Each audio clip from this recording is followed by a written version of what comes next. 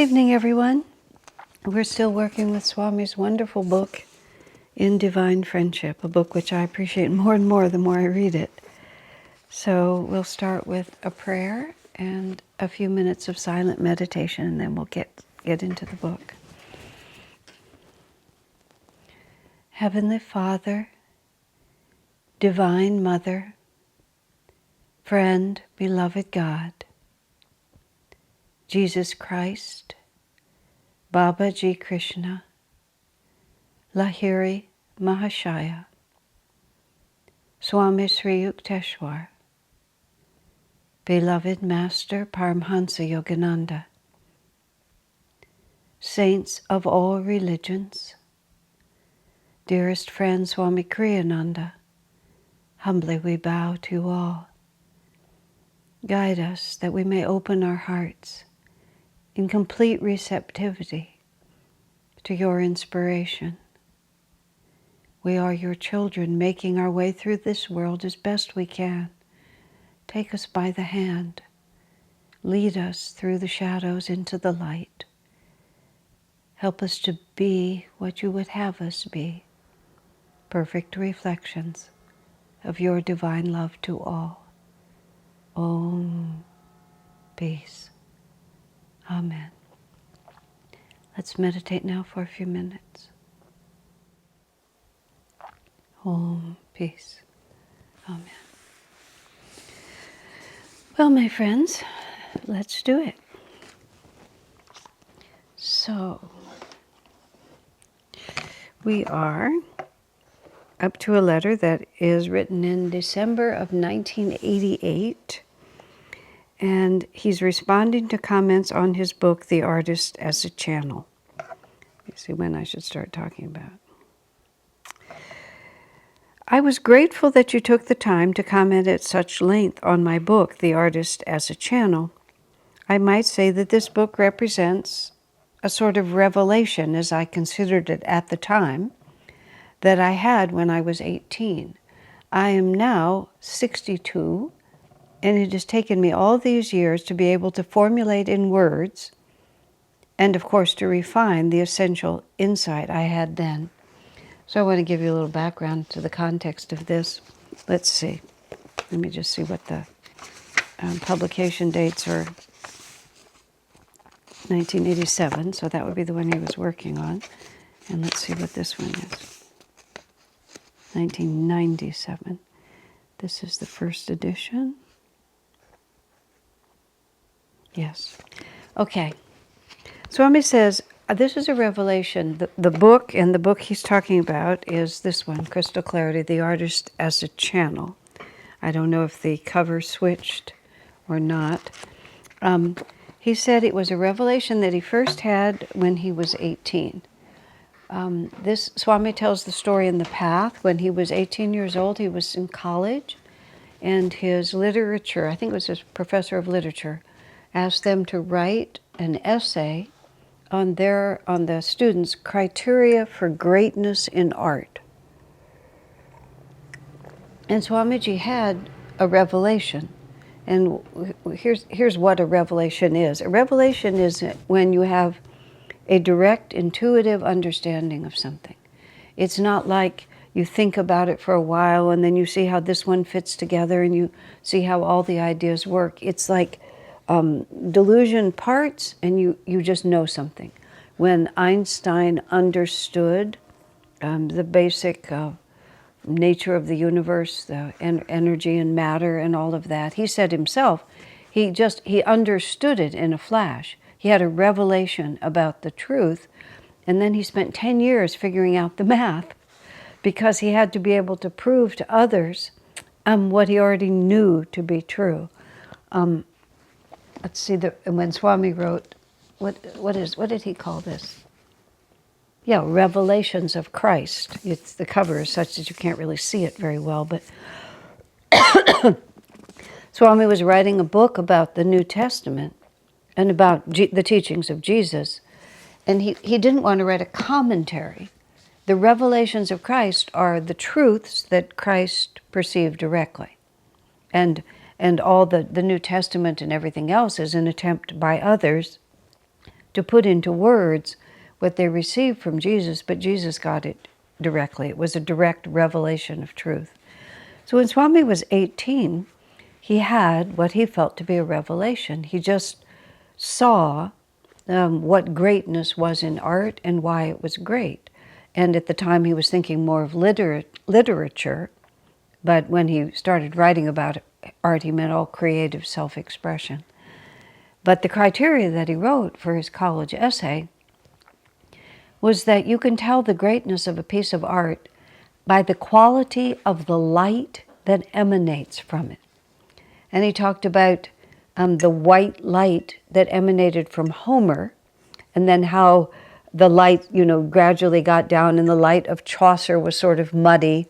And he in some works of so-called literature, even that are considered great, don't emanate light at all. What he was understanding was it was the quality of the consciousness that the artist expresses through what he's doing that determines its greatness or its lack of greatness.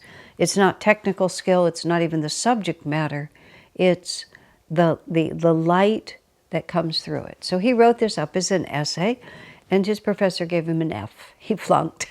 His professor thought his theory was preposterous, and Swami was completely undaunted by the failing grade. He absolutely knew that what he had received was true. So Swami, between when he was 18 years old and when this book was published, which was 10 years after this one, 10 years after this book is what's commented on this letter, and we'll go through it and after I finish all this. This was 1987, this was 1997. I was trying to remember, I believe that there are 7 versions between when he was 18 years old and when he finally got to this one and stopped working on it. I can only remember 6. He wrote it in college and got an F. When he'd been expelled from SRF and was living with his parents, that would have been 1962 when he was 36. So when he was 18, he wrote it. When he was around 36 or so, 37, living with his parents, he made an attempt to write it again. In the early 70s, and I should have brought it downstairs for you, Swami rewrote it again into a pamphlet, which he called Meaning in the Arts. He was absolutely elated when he wrote Meaning in the Arts in the early 70s. I talk about this in Light Bearer because it was a fun adventure that we all went through. He wrote it up as an essay, and then he printed it up and handed it out to us as a Christmas present. He felt so elevated that he'd managed to capture in words more than he had when he was 18, the revelation he had when he was 18. Then I believe he expanded on the essay and made it part of the book Tales for the Journey, which was a couple of fictional pieces that he did, literature that he did. I can't remember at the moment what was in there. It might have been his one-act play, The Jewel and the Lotus, and perhaps Singer and the Nightingale, but it was literature and the Meaning in the Arts essay. So that's 1, 2, 3, 4. And then I have 5 and 6 here, but I feel like there's 7, so I'm missing one somewhere. Then he decided to write it again as this book, and he got closer, Crystal Clarity, the Artist as a Channel. And then 10 years later, he wrote Art as a Hidden Message. I think there was 2 editions of one of these, which is why I think there were 7. I have them all upstairs, but I didn't think to bring them all down. But then he was finally willing to put the book down.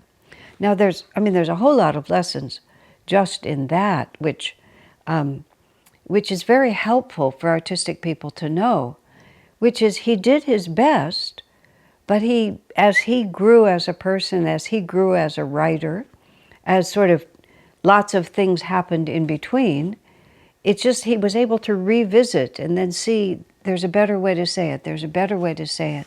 Swamiji often would go back and redo things. Later on in here, he goes back to the book Hope for a Better World. And he did 4 editions in 1 year of Hope for a Better World. I mean, he just kept it just wasn't good enough. He finished it and it wasn't good enough. We'll come to a letter about that in a few moments. And it's a multiple lesson in many ways for those of us who try to do creative work. This is the way I've always thought about it. Sometimes people are too perfectionist about the work they do, and they just agonize over it to the point where either the life force is gone from it or they never finish it. Swami would put out the best effort he could, give it to the world if that was appropriate, and then he would do, as I began to call it, he would do a good thing now, and then he would do a better thing later. Rather than feeling he couldn't do anything until it was perfect, he would get in the flow and do the best he could. And then later, if it nagged at him, that's sort of what creative work does. It kind of nags at you. It has you might call it an astral form. And if one is working on it but hasn't quite manifested a material form that is representative of the astral form, then it'll keep nagging at you. And you go back, and then you go back. It's not at all uncommon. Swami wrote The Path in 1974, and then 20 years later or so, he wrote The New Path, which was the same book, only better, just because in all those years he'd learned a lot. And so then he put forward what he knew. So with that context, let's now go back to the book. So he thanks somebody for the 1988 version, for what they said. Now, he says the essential insight he had when he was 18. Central to that insight was the realization that the arts are, as I have written in my book, a human phenomenon and must claim their validity on the basis of what is valid from a human, not merely an artistic perspective. The revelation that then went on to show me what it means to be valid in human terms, an insight by which subsequently I have guided my whole life with an ever-increasing sense of inner fulfillment. Now this is the central idea Swami's talking about. Sometimes people just try to say, well, it doesn't have to communicate, it doesn't have to mean anything. It's art just because it's art to me. And Swami is taking some issue with that. And he's saying this was his revelation, that creative self-expression is part of the human experience. And we need to see it as we see everything in the human experience in terms of how it can serve to uplift consciousness. Of course, Swami's premise, well, even when he was 18, he didn't find Master for 4 more years, but he was already on an intense search for truth. And every aspect of life that Swami was involved in all his life, but especially during those intense years just before he met Master, he needed to understand not merely what it was, but what the meaning of it was in terms of human consciousness in the context of a greater reality. So, of course, a human being can say, I'm going to paint any picture I want, I'm going to write any poem, I'm going to sing any song I like, and sure, they have a right to do that. Everybody has a right to do it.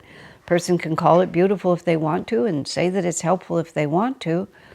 When Swami said, talking about it as a human phenomenon, human context, it's like, what is the whole purpose of life?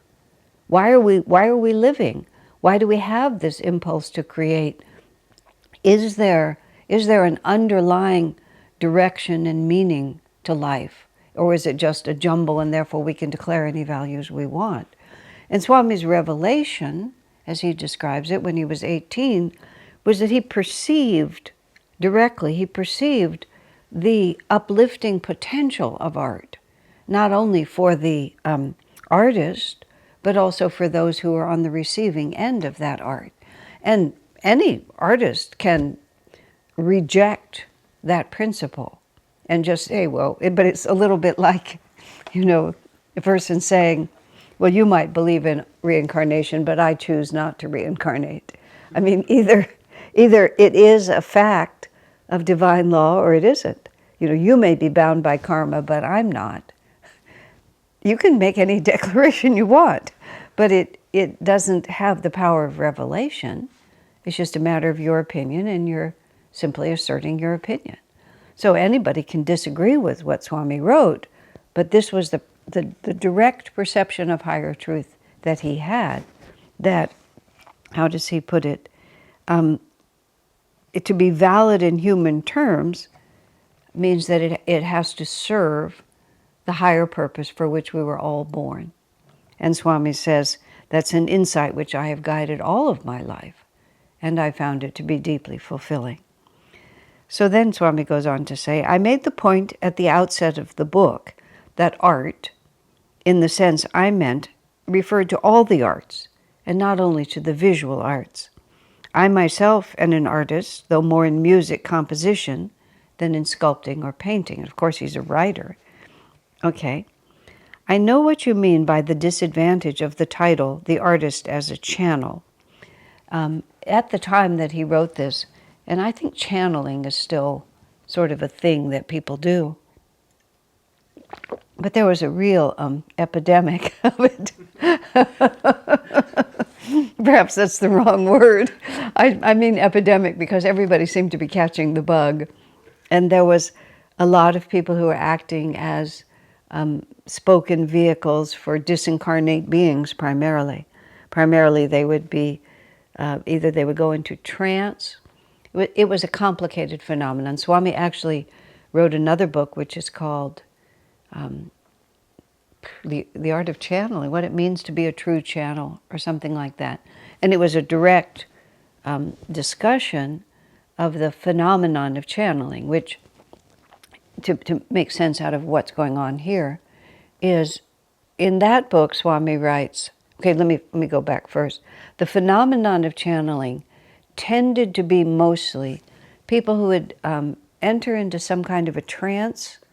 They would leave their normal state of consciousness. They would often leave their own identity, and then often the voice would change, sometimes the manner would change, and they would actually become someone else. And in many cases, not all cases, in some cases the person was simply entering into their own subconscious and then just becoming another personality. In other cases, the person was actually being taken over by a disincarnate entity, which is a fancy word for a dead person who doesn't have their own physical body, would come into the physical body of some willing instrument and then would use it and would speak through it and move through it, and usually in a somewhat limited capacity, meaning that the normal inhabitant of the body would relinquish control of the body. Usually the normal inhabitant would lose consciousness. And they would just basically go unconscious. The visitor would use the body and give revelations and talk and tell stories and teach, and then would depart for the astral world, and then the normal inhabitant of the body would take over the body again. It's very unhealthy. It's not at all a good thing to do. And in How to Be a True Channel, Swami talks about this because, as among many, many things, the entire subconscious imprint, a person has their own entire psychic imprint, another entity comes into you, it's possession. Another entity comes into you and their whole psychic imprint goes on top of yours. You come in and out of consciousness. There's one poor woman, at that period of time, there was a woman, I feel like she was in the Northwest, her name escapes me now, it doesn't matter. She was a woman, and she became a channel for some disincarnate entity, and he would take over her body, and she would be his instrument, and that entity became very well known and had all this adulation. The woman became very wealthy. Her husband got to enjoy the wealth. I mean, all of this because of this other person. But I watched her at different times. I watched her on television once, and on a film, I mean. And it was like when she came back, she just looked so, when she came back into her body, she looked so confused and so beaten down. And then she herself lamented that she was absent for a great portion of her own life. And everything exciting happened when she wasn't there. It was very unwholesome. I don't know what ever happened. Sometimes the channeling is not that complete, but nonetheless you're acting as a medium for somebody else. That's less harmful than when you actually turn over your body. It's complicated, is what I would say. Turning over your body is very risky. Now, what Swami writes, when he writes in How to Be a True Channel, he talked about master. And he talked about the difference between surrendering your willpower and letting another entity control your physical being and raising your own consciousness to a level of super consciousness where you have risen above the limitations of the ego, but not because the ego has been suppressed or pushed aside. It's just that one has expanded one's awareness to a wider potential than mere ego consciousness can have, and then one becomes a channel for that higher consciousness.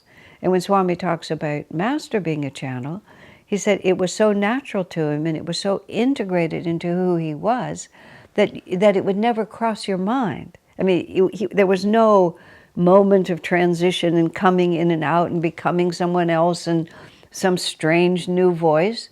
Master just simply operated in a very recognizable and natural way, but he'd opened himself up to a wider revelation that was his natural state. And that's what Swami meant by, that's what it is to be a true channel. We become a channel for higher consciousness, but it's our own higher consciousness that we're manifesting, and we're manifesting it not because we've been invaded, but because we have expanded our own awareness that is who we ourselves have become. But the very nature of that kind of awareness is the word I becomes a smaller part of our self-definition. The egoic I becomes a smaller part of our self-definition, and therefore we become a channel for something greater because the ego is not the dominating force, but in a wholesome way. So, Swami says, I know what you mean by the disadvantage of the title, The Artist as a Channel. See, the reason he chose that title was because he wanted artists to understand that it's not our ego that is the source of our inspiration. Our inspiration comes from the superconsciousness, ideally, and we merely become a channel for that. We become the vehicle through which that higher inspiration can express. And that gives us the humility and the right understanding to be creative from the right level of awareness. So, this is I'm trying to explain the whole book while I'm just talking about the letter, but that's what he's talking about.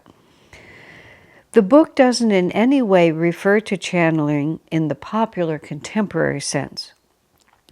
On the other hand, I hope the book will still be around when this fad fades away, because I was saying at the time it was a real fad. In fact, I understand it is already fading.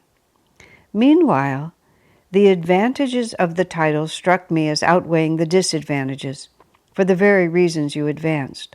I hope I am right. If a better title occurs to me, I may change it. But the books always lose a certain momentum in the stores when their titles are changed. Well, it didn't stop him from changing the title on this one completely because of the drawbacks. And again, here's Swami. He's being perfectly fair. This person raises a question. And Swami's not at all defensive. He says, yeah, I get that. And it was a problem in my mind too. And here is my reasoning. Many times when people make suggestions to Swamiji, he's very respectful. And many times he does exactly what he's done here, which is, yeah, you have a good point. And I couldn't think of a better solution, so this is what I did. And if a better solution comes, I'll remember. So then he says, I try to make the point in the book that meaning, artistically speaking, has nothing to do with verbally expressed meaning. I also say that abstract art can be deeply meaningful to the heart and the spirit, if not to the mind. In this sense, Muslim architecture is among the most meaningful with which I am familiar. It stirs the soul. If those pipes in Hawaii do it for anyone, all I can say is they don't do it for me. the book starts, yes, it proves this one does because he's referring to it. He talks about visiting some little shopping center on the island of Kauai, possibly, or whatever island he was on at the time.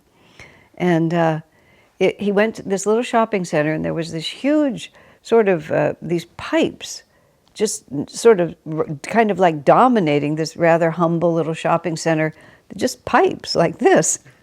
And when Swami saw it, he thought to himself, my goodness, that's ugly. Couldn't they have, put something so utilitarian, like in a less obvious place? Couldn't they bury them or put them behind or something like that?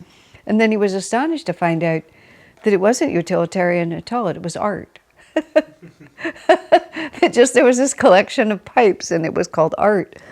I have a friend who's somewhat of a modern artist, and he was local. He doesn't live in this area anymore, but he lived in this area for a long time. And between where our community is and where our church is, there's this main street that you go by, and there's a little bit of a sort of a stream that flows under, so kind of a slight, doesn't really feel like a bridge, but it's sort of like a bridge. And there's two big stones there with a little bit cut out of it, one of them. And one day I noticed them, and at the dinner table I made some comment about it, and my local artist friend said, oh yes, that piece was done by a friend of mine. And I thought to myself, it's not a piece, it's a piece of rock. It's just a rock. And I looked at it more closely. It's just a rock with a little something cut out of it. What makes it art? What makes it art is that apparently somebody paid for it. And then somewhere else that I have been going by lately, I have a new chiropractor, so I'm taking a new road that I haven't taken. And it's brought me in contact with this piece of sculpture that is, let's see if I can say it properly. I think it's quite a bit larger than human size. So this sculpture that I'm going to describe is as big as a big human body. But what it is, if I remember correctly, it's a giant bare foot, and then the bare foot begins to have a leg on it, but then it bends over and turns into a small automobile. It's, with all due respect, awful, just absolutely awful. And it just sits there so proudly, maybe it's a statement about transportation. It just occurred to me for the first time. Maybe it actually has some message, but it's not attractive, and it doesn't stir the heart or spirit. And of course, somebody had to have a certain amount of skill to make the darn thing, but why? That's the question that Swami asks. Why? Where is meaning? One can certainly do something, but life should have meaning. And that's Swami's revelation. Not everybody agrees with him, and he's not the art police, but he's trying to get people to think about this, because there's a certain, you probably know the story of the emperor's new clothes, where the tailors kept telling him that the fabric was so fine and so sheer and so on like that you can't feel it and you can't see it, but it's so exquisite. And finally the emperor's walking around absolutely stark naked because nobody has the nerve to tell him that he's been completely fooled by these weavers who are just selling him literally nothing. And then some child says, but the emperor has no clothes. And everyone finally realized that in fact the emperor was stark naked. And so Swami's effort here is to say that just because it's become a fad to see these things that have no elevated or clear consciousness behind them and to call them art, doesn't mean we have to all agree with that. It's possible to say, I don't think so. It could be craft, it could be something that somebody enjoyed, but Swami wants, he called his first version of this meaning in the arts. And what he's calling it here, the artist is a channel, and then you have to ask the question, a channel for what? A channel for confusion, for fear, for darkness, for degradation, for ugliness, for cynicism? Is that what we want as a society? Is that what I want as an artist? So the artist as a channel. What he's saying, his thesis is that when we make art, we create consciousness. We can communicate consciousness. So what kind of consciousness do we want to be a channel for? Because if we devote ourselves to creating things that have a consciousness that is not uplifting, what does that do to us? What does that do to the artist? All of this has to be considered. So again, I keep trying to explain the book to you because the book is so marvelous. I've done a whole study course on this book. I believe it's audio only, not video, and therefore it has to be found on the Ananda Palo Alto website. And I don't think it's too hard to find it there. Or you might even be able to find it on Asha Joy. If you have an interest in the subject, I highly recommend it because, as you can see, there's a lot to be said. So I'm going to try to finish the book, though, finish the letter. Okay. So here's what he's saying. Okay, I try to make the point in the book that meaning, artistically speaking, has nothing to do with verbally expressed meaning. Oh, I think I already said this. Muslim architecture, right, is among the most meaningful with which I am familiar. It stirs the soul. If those pipes in Hawaii do it for anyone, all I can say is they don't do it for me. I'm certainly not the last word in judging such things. What my book deals with is principles primarily.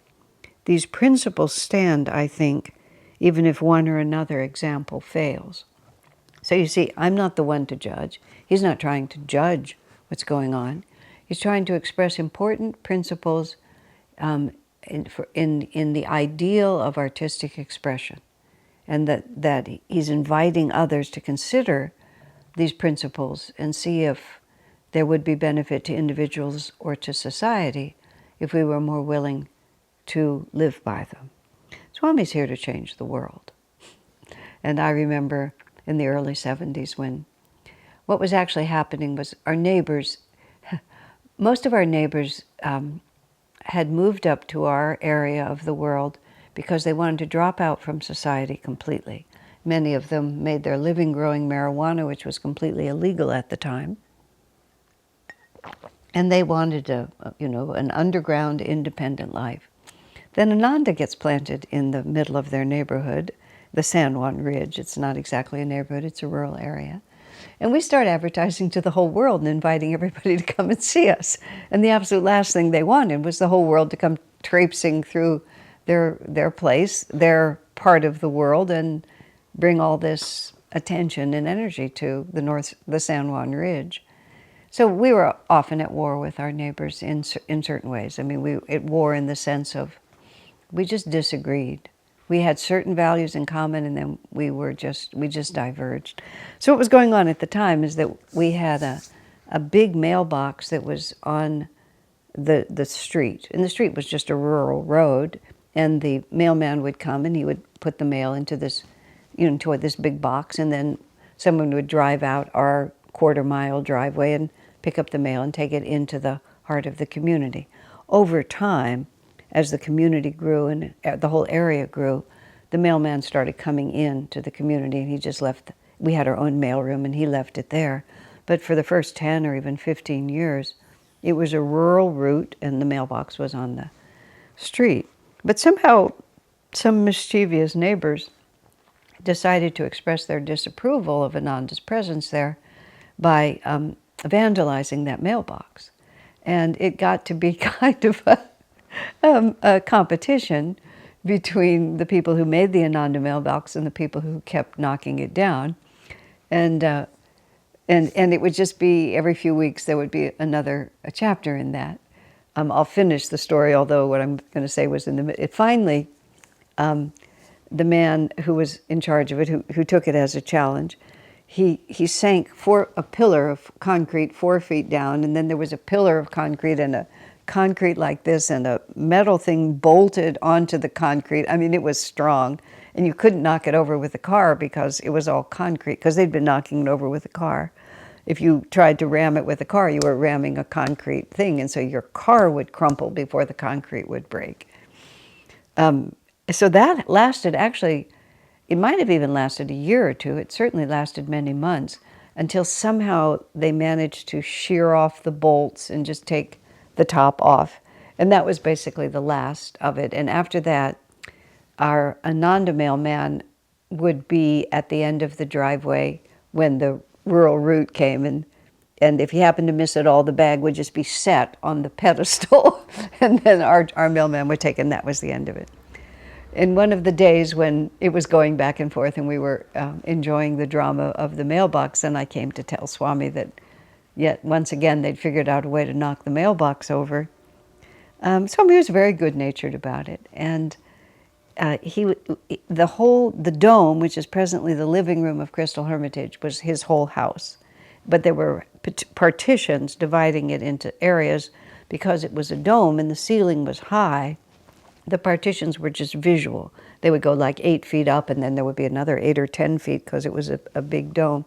Just a moment, I have to sneeze. Excuse me. And because of the acoustics of the dome, you could speak very softly anywhere in the room and be heard. And so there was this 8-foot partition between what was Swami's office and what was the living room.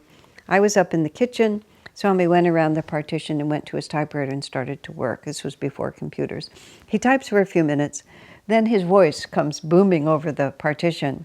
Asha, we have to be a little patient, you know. We're trying to transform all of society, and naturally, it's going to take a little time. And then all of a sudden he went back to typing like this. So when Swami writes a book like this, which is so out of tune, completely out of tune with what people think of as art and what the modern world is doing these days, it doesn't bother Swami at all. We're trying to transform all of society, and naturally it's going to take a little time. And ideas take a generation at least. You launch a new thought. It's exceedingly rare. It's probably almost by definition, it's impossible for it to be accepted right then.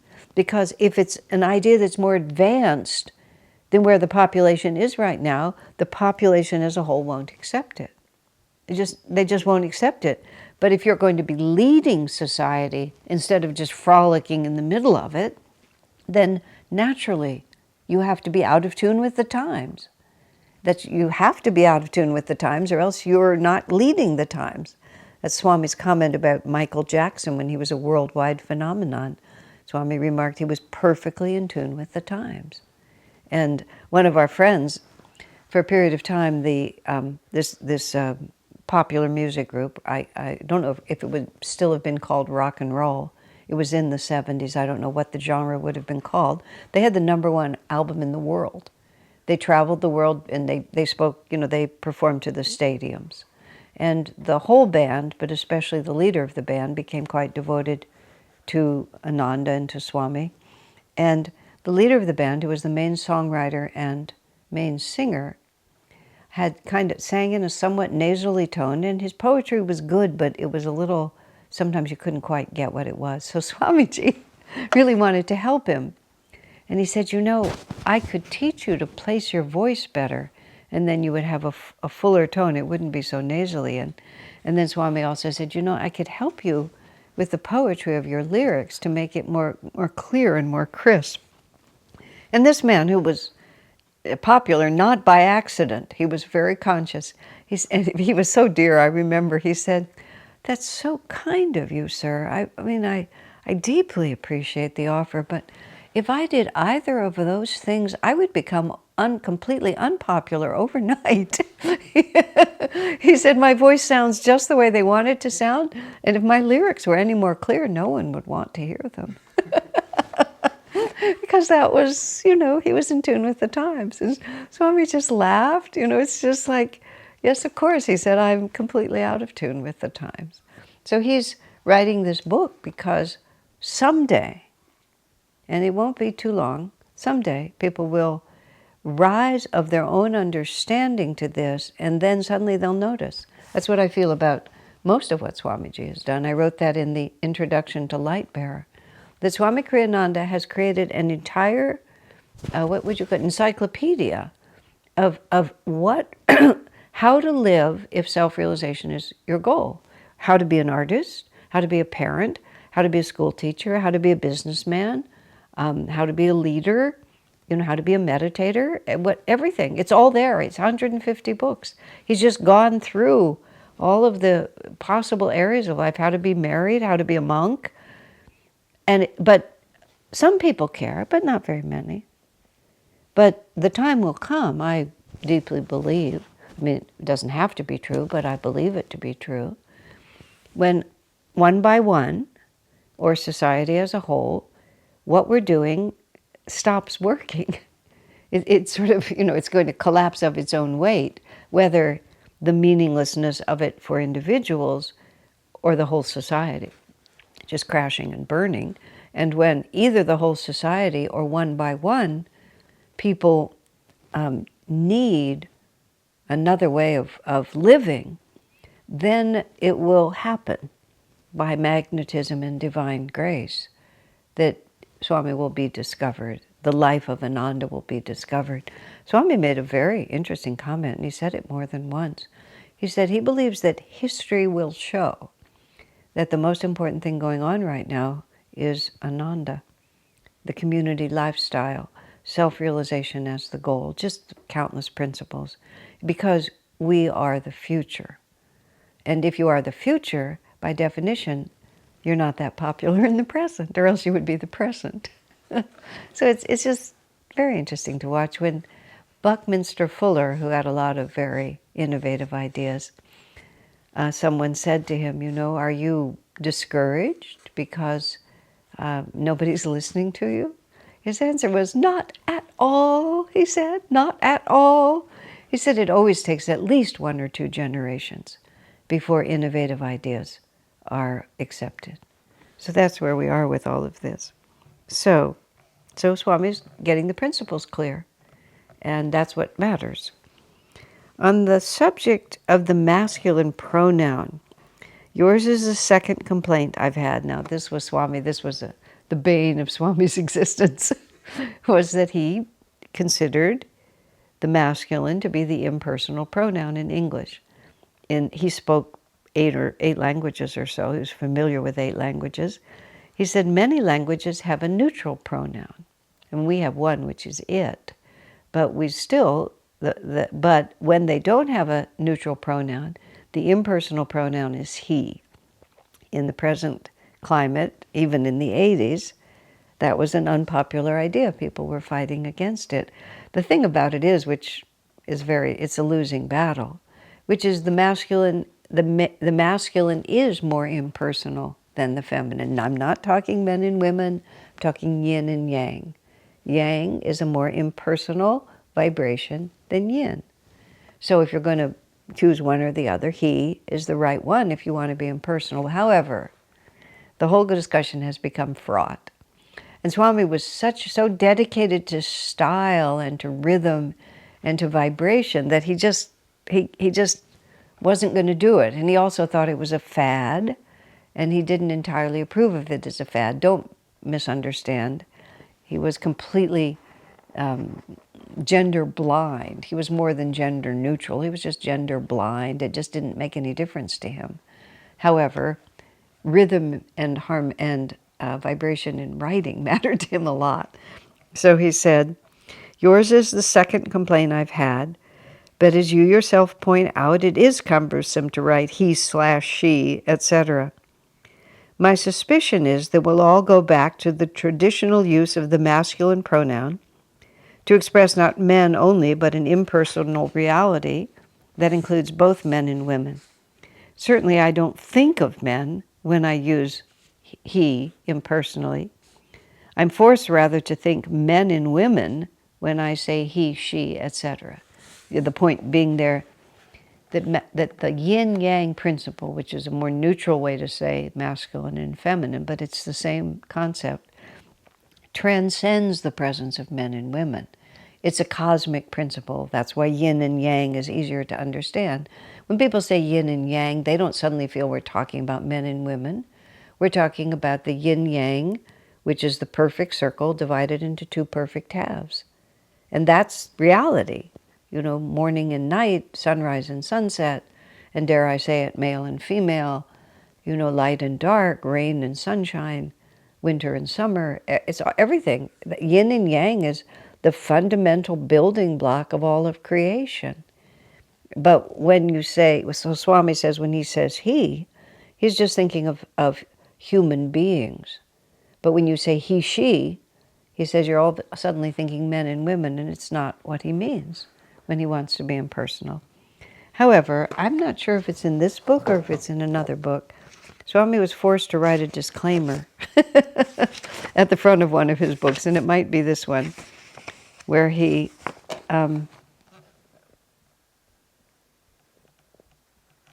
let's see.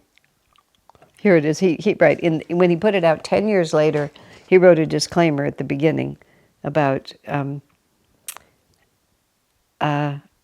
He talks about how in other languages there is an impersonal pronoun, and until the arrival of some such solution in the English language, I refuse to think, as he puts it, pants and skirts, when what I'm talking about is the human being stripped of all other considerations. So, but he still, to the end of his life, he just wouldn't change. Now I know people are trying to assert impersonal pronouns, and from the point of view of equality, respect, avoiding a tendency to bullying, to disregarding people's well-being, yes, of course. But for writers, it's a bit of a dilemma. I'm pretty sure in Light Bearer I went to great lengths to avoid having to use he as an impersonal pronoun. I think I couldn't bring myself to use anything else, but I also just didn't want to take it on. So I edited it as much as I could, and I may have been close to 100% successful to just avoid the issue altogether, because I just couldn't go either way on it. Okay. I've had occasion to learn 9 languages and to have studied 3 others. In all of these languages, with the possible exception of Indonesian, which I don't remember well enough now to cite, the masculine pronoun is the linguistic way for referring generally to both sexes. It seems a natural thing to do, and as I say, it is the opposite of sexist. It is the contrived alternative which forces one to think of sexual differences. Swami puts it differently. He's not worried about oppression or patriarchal abuse or anything like that. He's just trying not to think of men or women. He's just trying to think of the human condition. Anyway, here too, I prefer not to go with the fad of the moment. Swami said himself, whenever he found himself going with the fad, it was always cause for him to pull back and think very carefully if he wanted to continue in that direction. It was almost a condemnation of what he was doing if he found himself in the popular flow, for all the reasons that I was talking about. I prefer not to go with the fad of the moment, but to follow the longer rhythms. If the language ends up honoring the alternative you prefer, then I'll go along. I'm not trying to create language, only to use it. You wrote, quoting me, artists themselves, even the greatest of them, have been more concerned with describing technical matters than with discussing the relationship between any of these outward factors and human consciousness. The operative word here, Swami goes on to say in the letter, the operative word here is describing. I go to lengths in my book to show how they did indeed establish a relationship between these factors and consciousness. I think the point may have been too obvious to them to invite discussion, meaning that what they were expressing through the techniques they were using was the consciousness that they had. He said it might have just seemed they would have an inspiration, they would have a feeling, they would have a revelation, a perception, a message, whatever it might be that was in their consciousness, and then they would use whatever the means were at hand to put that into some manifested form. In a novel that I read, it's called The House of Fulfillment. It's actually a very nice novel by L. Adams Beck. That was one of several pseudonyms that a woman used. I'm not sure when these books were written, but many decades ago. And she wrote about spiritually inspired things, and this was the story about some English people who went to live in Kashmir, India, and the spiritual master that they met and how they trained. And this one woman became a sculptor, a sculptor, and she became world renowned for the beauty of the sculpture that she did. But she was a mysterious character to the world because she was hidden away in this Kashmiri valley. And the way she described it, it was so interesting.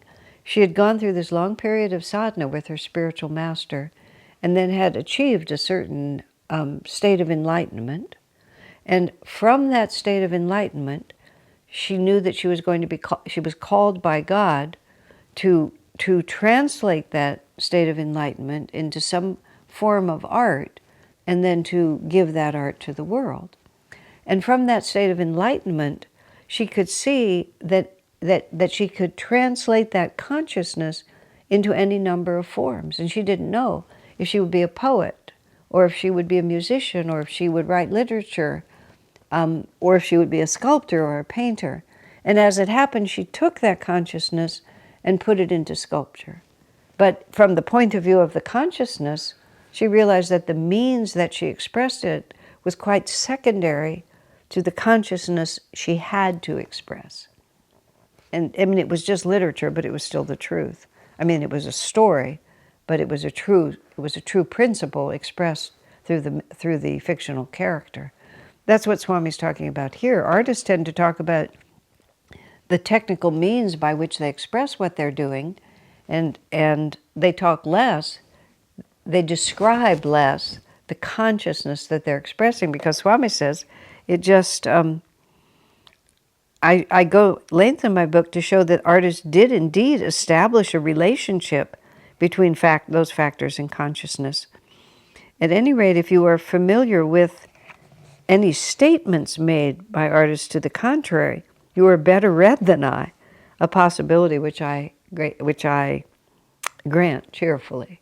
In other words, Swami found from his reading about artists talking about their art that they tended to talk more about how they manifested rather than what they were manifesting. So it was just interesting. However, from your answer, I think you thought I was taking them to task for not defining art in terms of consciousness. I used another word. I'm well aware that Botticelli, for instance, defined his art clearly enough to himself to make him a great artist. It is the bad artists who haven't a clear idea of what they are trying to do. Okay, now that's why he calls this crystal clarity. And crystal clarity also became this, Swami thought of it first in relation to this book, but then he realized it described all of the work that Swami did, all of the books that he'd written, and it was after it came to him in relation to this subject that he actually called the whole, what had been Ananda Publications, he changed it to Crystal Clarity Publications, because he felt crystal clarity was the clearest way to describe what we were doing. And he describes crystal clarity in this way. Crystal clarity means to see oneself and all things as aspects of a greater reality, to seek to enter into conscious attunement with that reality, and to see all things as channels for the expression of that reality. And that's so beautiful. See oneself and all things as aspects of a greater reality, to seek to attune yourself to that reality, and to see everything as channels for expressing that reality. Crystal clarity means to see truth in simplicity, to seek always to be guided by the simple truth, not by opinion, and by what is, not by one's own desires or prejudices. It means striving to see things in relation to the broadest potential. In one's association with other people, it means seeking always to include their realities in one's own. And that became the defining principles of Swami's publication work, and that which all of us have followed ever since. It's really It's in the front of, I believe it's in the beginning of all the books that have been published since 1988. So, it is the bad artists who haven't a clear idea of what they are trying to do. They lack crystal clarity. And that's why they're bad artists. Not because their technique is bad necessarily, but because they lack clarity of consciousness. And therefore, there's what they put forward, the word I want to use is muddled. I'm not trying to be judgmental. I don't mean it that way. Swami's just looking at it objectively, like, why is this painting not as good as that painting? And that was what happened when he was 18. Why is this piece of literature not as good as that piece of literature? And Swami began to realize because the consciousness of the author was not as clear and as elevated. And so you feel that consciousness even if you don't know what you're feeling. So he says it is the bad artists who haven't a clear idea of what they're trying to do. And it is the mediocre artists who accept the definition of others regarding what they should be doing. Again, I have written of principles, of directions. My hope is that my book covers this ground. So he's not trying to put people down. He's just trying to give us a criteria for art. And that's why, some art that's quite simple, or the technique of it is not so impressive, or even the subject matter is, just simple and even like ordinary. But if the consciousness of the artist is really clear, especially crystal clear, then something is communicated. And that's what matters. And then he says, thank you for writing. I hope someday we have the pleasure of meeting. And he signs his name, J. Donald Walter, so it must have just been an impersonal letter about the book. So, the artist as a channel and art as a hidden message. Finally, it became art as a hidden message, a guide to self-realization. It was a lot of fun working through that. When I was writing Light Bearer, and I had all 7, whatever the 7th one, which I believe was a double of one of these, I had a lot of fun just sort of watching it evolve and realizing how determined Swami was. He was 18, and whatever year that was, and in 1997 he finally finished.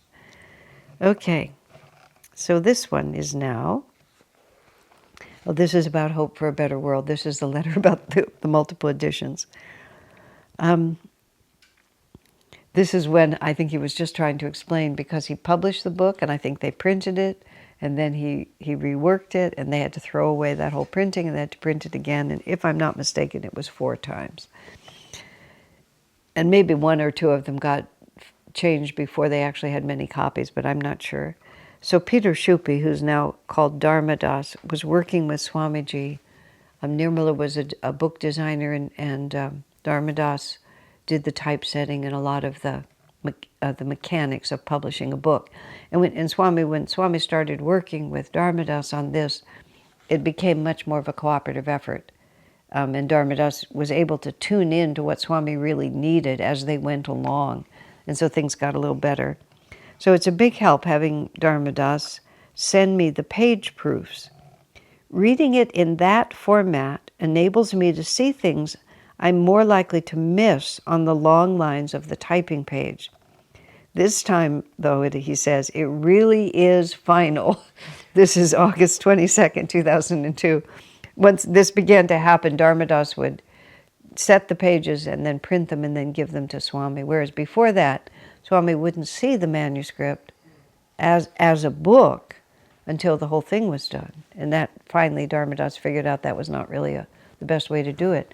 When I was typing for Swamiji, which was up until 1977, and then he got a computer.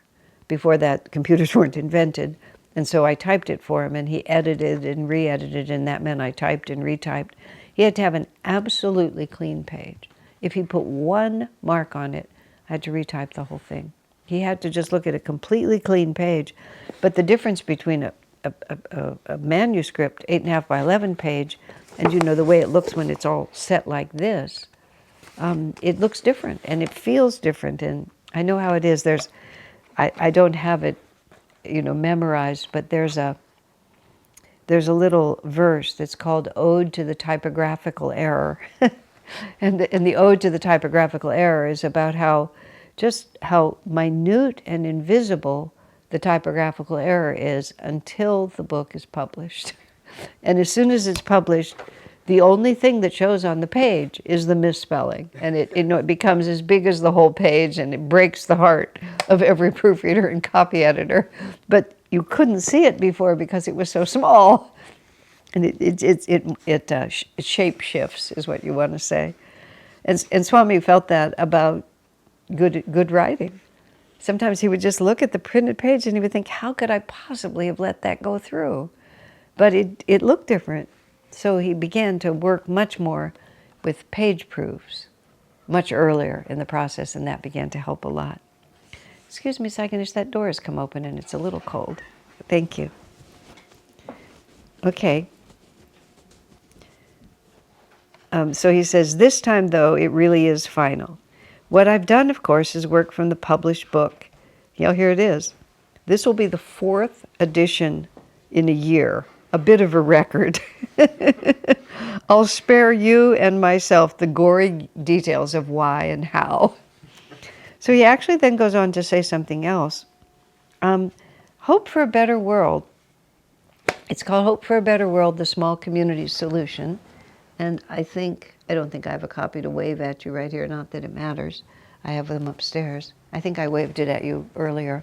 Hope for a Better World, basically, as he says it here, he takes on a lot of Western philosophy and Western civilization and tries to show people that there's really another way to think, that we don't have to be hypnotized by these intellectuals who have persuaded us that life has no meaning and therefore we should just be miserable in the face of the inevitable, catastrophe, which is human life. That there's hope for a better world. And when Swami wrote the book at first, this is how he describes it a little. He wanted it done quickly. He was working under a short deadline for reasons I don't remember. And he just, I don't want to say he tossed the book off, because he never does that. But he himself did not see it as a major work.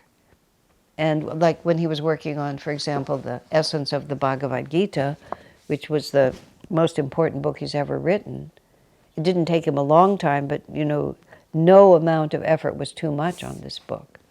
And so he felt a little bit that he tossed off Hope for a Better World. And then after it was finished, he just realized this is a much more important book than I thought it was.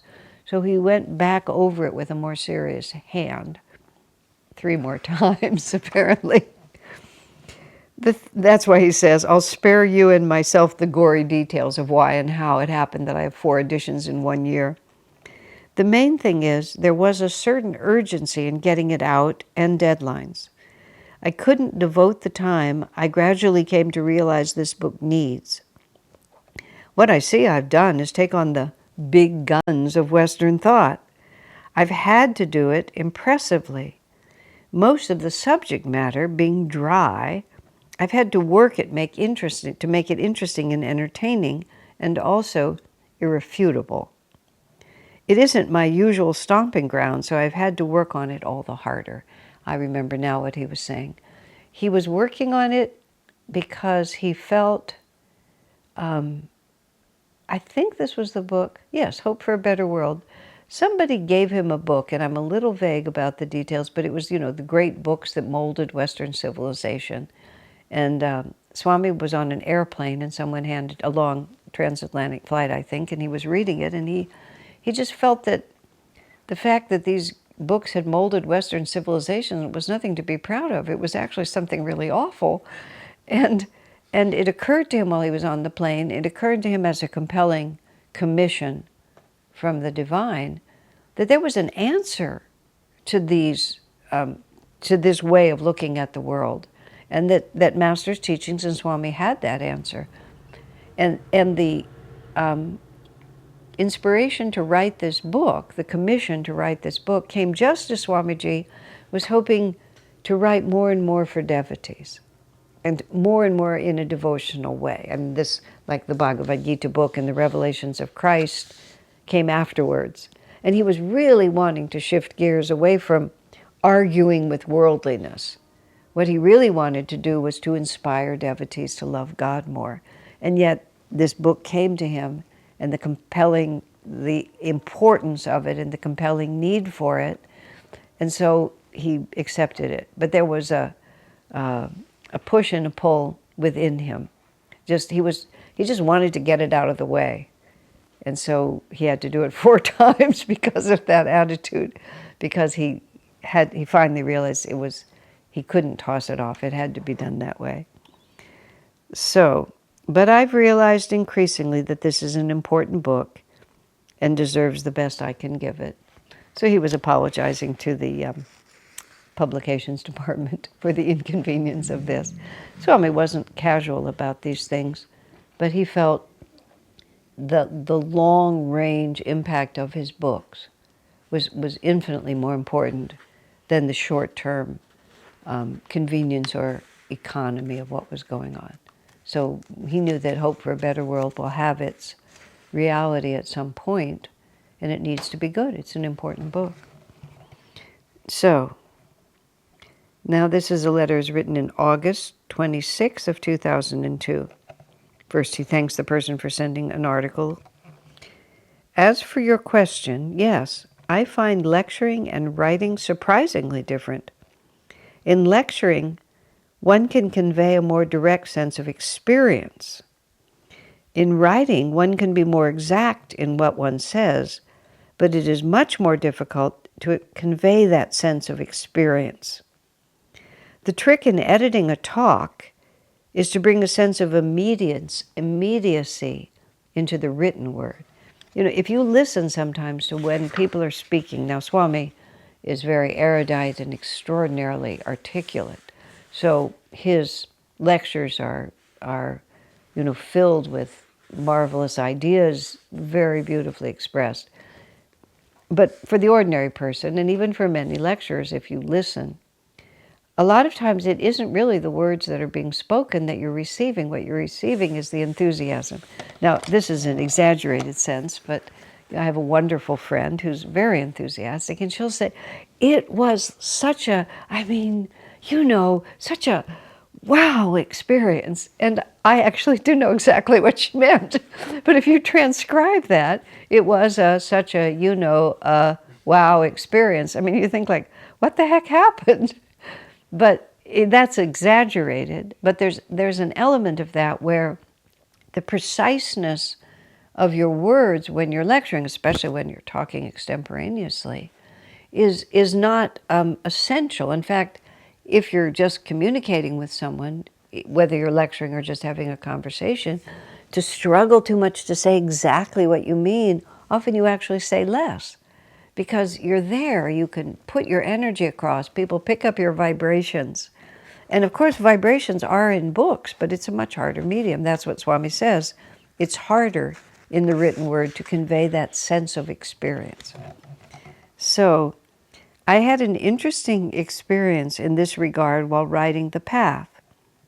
I'd nearly decided to leave out that story of Dr. and Mildred Lewis with Master, the Sub-Gum Duff story.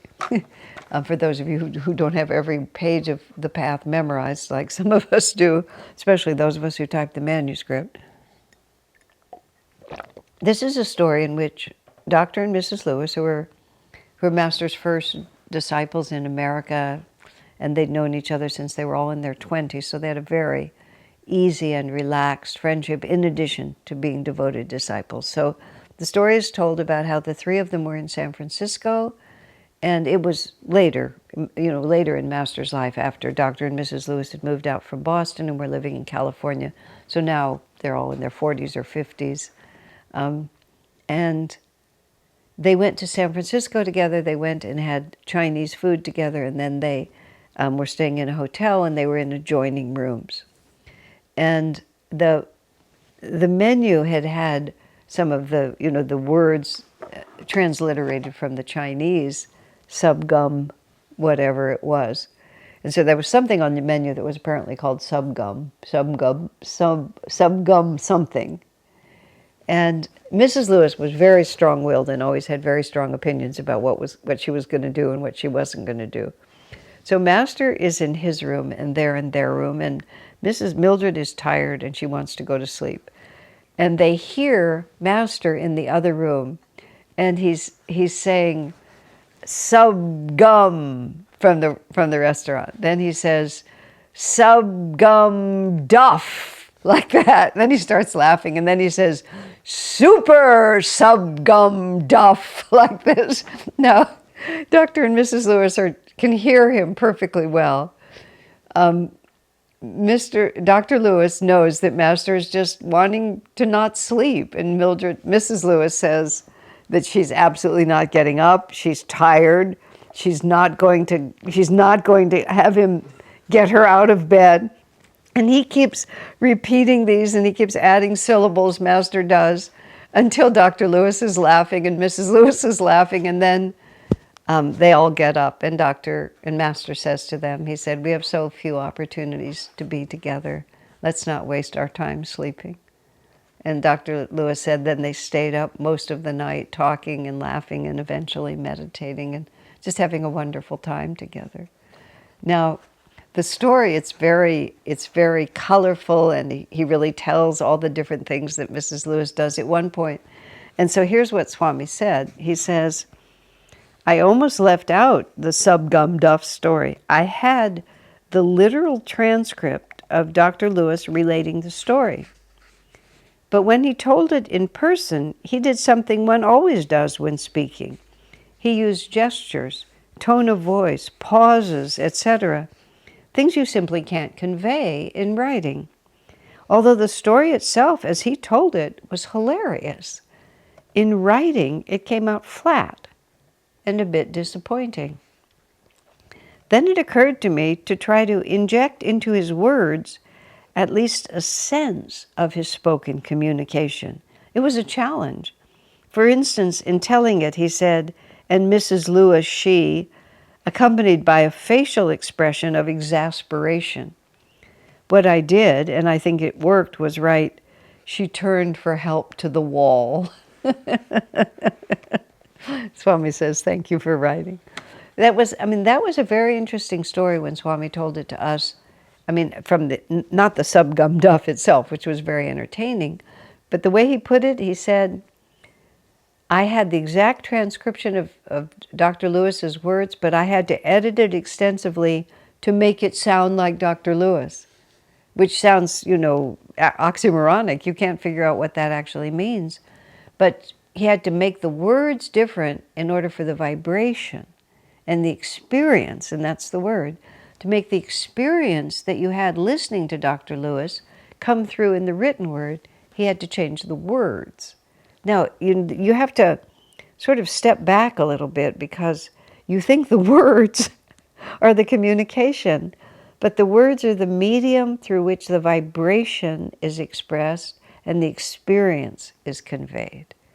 And if you get just the words, but you don't get the vibration or the experience, then you really have not actually communicated. I had a very dramatic experience of that, of Swami, and after that I was very attentive to his speaking, public lecturing. I felt it all the time, but it wasn't as dramatic when we were sitting around the dinner table. Now, let me actually say whether that was true. No, it was always true. It was more dramatic in the lecture hall just because there were so many of us and because he was the only one talking. I felt I was sitting there and he was speaking, and I've shared this, I think, even in this series, but it's exactly what's going on here. Swami was speaking, and I felt that the first thing that reached me was his vibration. And it's essentially communication happened, and then I heard the word. And it was like the vibration was already given, and then that vibration formed itself into a word. And I understood the meaning. I wasn't getting the meaning from the words. I was getting the meaning from the vibration. And then the words, gave me a word. And then it would follow from that. But if the vibration hadn't been there, the words alone would not have conveyed it, which is exactly what he's talking about with Dr. Lewis, which is, it's an important thing for all writers and all speakers, for all human beings who use language, which is most of us, to really understand that when you talk, it's the vibration that communicates more than the words you're using. It's just all fascinating. This world is very different than we think. All right. So, this is from Swami, a very short note. Advice on writing about a controversial subject. So this must have something to do with the litigation that we were involved in. August 1st, 2001. I don't really know the context of this letter. Anyway, I've been saying, this is very informal, so it must have been to somebody he knew well. Anyway, I've been saying from the start, don't be combative. Just stick with the facts. They are quite damning enough. Rhetoric, on the other hand, will offend people and leave us open to legal attack. To refer to something as a 47-year fraud is rhetorical and combative. There was a lot during this period. This was the very end of 12 years of litigation. The litigation ended, this is August 2001. Litigation ended in like September, I think, of 2002, almost exactly a year. So we were always having to defend ourselves in one way or another from attack and from misunderstanding. So Swami's instruction for writing always was give people the facts. He said the facts, just tell people what the facts are and don't try to persuade them of your conclusion from those facts. He didn't mean to be completely neutral. It's a very simple phrase.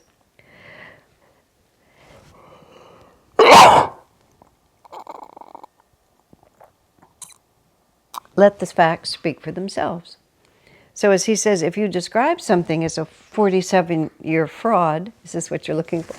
If you describe something as a 47-year fraud, then you've already made a judgment. If you say that, starting in this year and in that year, they presented this and this is how they described it and this is what it was, then you're telling people the facts. And then they say, well, that's a fraud. But they've drawn the conclusions from what you've told them, instead of just acting as if they're naturally going to agree with you. It's very important to remember that, not to be combative and not to be rhetorical, but that doesn't mean that in any way that you're weak at all, or that you shy away from hard truths. You just state them like they are. And the facts are usually sufficient to make your point. And if they're not, you have to rethink your point, basically. Okay, another short one. Advice on how to promote books. This is from May of 2000. This is to someone in the publishing company, our publishing company. Read my little book, Secrets of Winning People. It might be called now Secrets of Persuasion. I think that's the name of it now. It's one of the little 30 aphorisms. It's as big as you can hold it in your hand. It's a very small book. It's a gift book, Secrets of Persuasion. It's very important to put yourself in your reader's shoes, to think not, what do I want to say, but what does he need to hear? What will interest him? What will wake him up to his need for this book? Think of yourself as talking not only to him, but with him. It's communication. It's interest in him as a person, to which any interest in me as the writer must be relevant. Is this so interesting? I was talking to someone about a certain website, and I found the website incomprehensible. And I was talking to the webmaster about it, and I was saying, you have to think about the people who are coming to the website and sort of what their perspective is when they get here. And the webmaster actually confessed to me that was a very interesting point of view he hadn't considered. I remember this was something that I was part of, but it was so classic. When we started taking pilgrimage groups to India, which four of us did for 20 years, starting in 1987. And every year or every other year during that period of time, we took a group. Over a period of 20 years, we went 12 or 13 times. And we did a tremendous amount of chanting all over India. It was really a huge part of what we did. And some of the people, well, anyway, we realized we needed to have a little chant book because not everyone knew all the chants the way others of us did. And we were doing also Indian chants, and they were just less familiar. We were doing all kinds of chants. So we made up a little chant book, beautifully put together like this. And it was divided into sections, and it was chants written by Yogananda, chants written by Kriyananda, chants written by other people, traditional chants like that.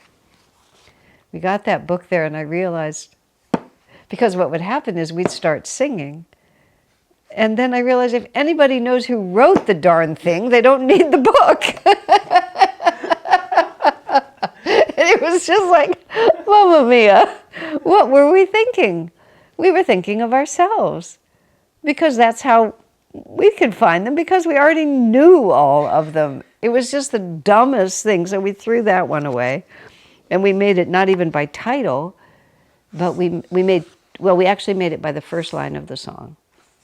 Because by the first line of the song starts, you hear people singing the first line, you look up the first line, you find the chant. It was completely, just mixed up. And maybe we did the ones that weren't English in another place, but it was just like, that's just the kind of mistake you make. You start thinking about what I have to give. Now, of course, you have to have some clarity about what it is you have to give. But the point is, and it's just, you have to say it over and over again. You have to communicate. You have to communicate with someone. This is where the whole thing about art, it's a human phenomena. Marketing is about human beings. It's not about my having the satisfaction of getting it my way. It's like, who am I talking to? And what are they interested in? And why should they care? I know this is wonderful and I think this is great, but why should they care? I mean, really specifically, what are they interested in? What do they want? And how does what they want relate to what I feel I'm here to give to them? What is their vocabulary? What are their words? When I wrote the first book I wrote, which is Swami Kriyananda's We Have Known Him, and I'd had so much trouble getting that book started, I actually picked out a person that I knew who had the exact characteristics of who I thought might be interested in this book. And it was a woman, I literally wrote it to her. And whenever I had a problem, I would actually think of her. And I would think, if she were in front of me and I had to explain this to her, what would I say? And then immediately I knew exactly what to say. Gradually, over time, I developed a very clear idea of who my audience was, and I didn't have to just write my books to her. But that first book, I wrote it specifically to her because I could always talk to her, talk with her, as Swami puts it here. I wasn't just talking to the atmosphere. There was an actual consciousness in front of me. I was sensing what it was, and I was communicating with it. That's what Swami says. If you want to sell these books, if you want to promote these books, you have to be a friend to the person who's going to read them, and you have to really feel who might be interested in these books and why would they be interested. This is the great danger of all business, is you love it. I remember when Swamiji came back from Australia with these collection of beautiful opals that he was going to go into business selling opals. It was just an idea he had for a while. And a friend of a distant relative of mine, a friend and a relative, had been in the jewelry business for a long time. And so I got a hold of him and I said, we have these wonderful opals from Australia. We have a route and on like this. And he said to me, he's a very good businessman. He said, you should never go into business selling something that you really love. Now, of course, there's contrary advice to that. But what he meant was, because you may not be able to tell whether other people are going to love it or not. I don't think his advice was exactly really true, and I could dismantle it and argue it, but the point was well taken, which is you cannot become so blinded by your own enthusiasm that you're no longer communicating. You're presenting, but you're not talking with anyone. You're talking at them. So whenever we do anything, it's all about communication. That's everything. All of this is a human phenomenon and takes place in a human context. And that's how we have to relate. Well, my friends, I think that will do it for tonight. So thank you very much for sharing this hour and a half with me. God bless you.